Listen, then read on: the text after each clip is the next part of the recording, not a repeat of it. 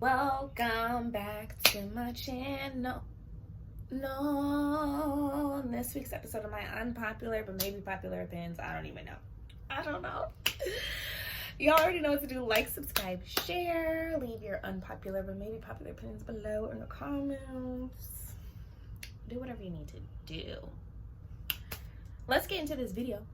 Okay, I came across this article and it was talking about trans men and trans women and trans women, so men that transition to women, transitioning at a higher rate when they're older versus trans men transitioning when they are younger. It definitely made a lot of sense to me because a lot of the stories and videos that I've seen and heard and read and everything like that, trans men, so women who have become men, transitioning due to something traumatic that happened to them as a woman. So essentially kind of trying to escape the trauma and the traumatic experience, thinking that, you know, grass would be greener and life would be better on the other side. Trans women kind of more so give the vibe that their transition is sexually driven, especially with the comparison and constant competition with natural born women and, you know, the pretenses of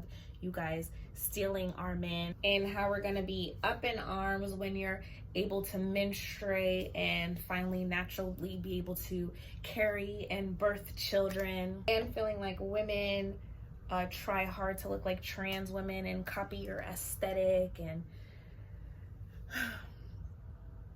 I want people on Facebook, Instagram, Twitter, all them social media platforms who called me an internet doctor, who argued with me, all of those things, because I said that the 5G was linked to COVID, to apologize right now. Like, look at what it can cause. Are those not COVID symptoms? Y'all, please get with the program. A shooting at the Super Bowl. These rituals go crazy every single year. Pay attention to the number of injuries and deaths. That plays a part too. Every single year something crazy happens and it gets y'all's attention, and y'all nignogs fall it for it every single time. I saw this post on Twitter and this is actually really terrifying. Unless there's something wrong with us as far as like hormones or something physically wrong with us, or, you know, sick or whatever, something that literally hinders us, probably physically or hormonally, when it has to do with us having sex with our husbands, 9.5 times out of 10, if we do not want to have sex with you, it's because of you. How you handle me emotionally, how you show up for me on a day-to-day basis will absolutely be a direct reflection of my openness and willingness to have sex with you. Sex is a natural consequence of having an emotionally healthy relationship.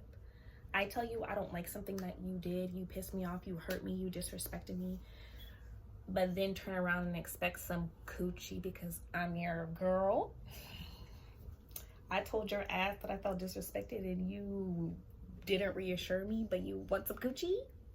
I saw this tweet and it was so funny because it's like talking about how Americans go and seek a fresh start and, you know, a clean slate and a start over when they go to a new country, and, you know, whether it be education, a new job, a change of scenery, a better life, whatever. But then at the same time we'll turn around and be so against immigration. But isn't that, y'all, I do not know if I believe if dinosaurs were real. Like, they all have names and sizes and all these facts and all these great things, but who got that information? Like, how did y'all find out how this dinosaur looked?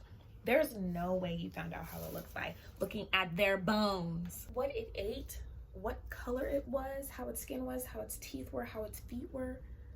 Somebody is lying. And how many there were? You know how many there were? When did the last one die? Tell me right now. I will give you $500.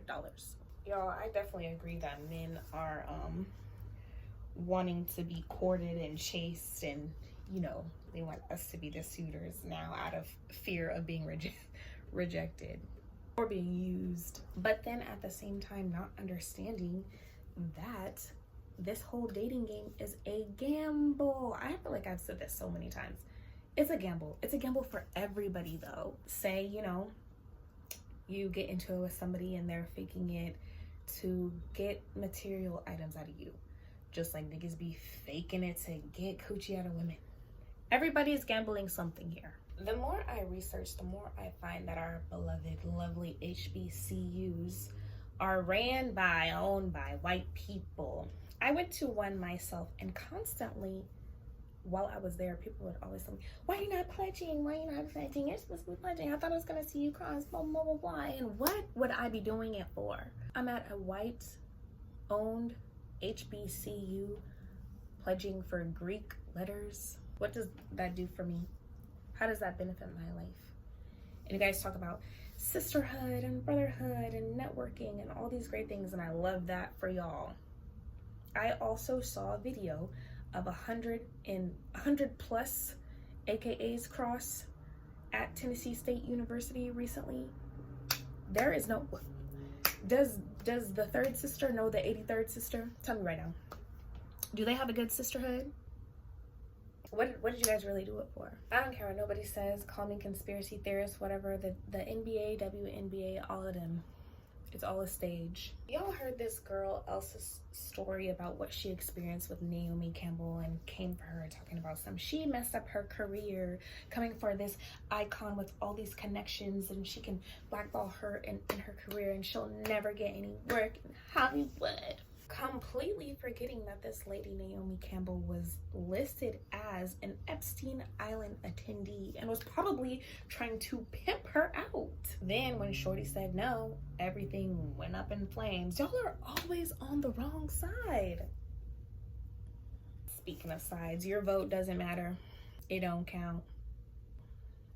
I'm really starting to think that everybody, all of us, everybody has some sort of ADD, ADHD, some form of autism on the spectrum somehow, some kind of way. Y'all classify everything as one of those things, not understanding and accepting that we have different personalities, different ways of learning, different ways of operating, different ways of processing things, different ways of expressing our feelings, different ways of expressing our thoughts. That doesn't make you autistic or ADD or anything like that. And obviously there has to be a constant normal for them to compare this to, so you can be properly diagnosed, right? So I just have one question. What the fuck is normal? I don't know. What do y'all think? I'm definitely gonna expand more on the ADD, ADHD, autism topic because we just got a lot to talk about. Y'all already know what to do. Like, subscribe, share. Please leave your opinions, your unpopular opinions, whatever you think about what I said in this video below. You know what to do. Like, subscribe, share, and I will see you guys next week.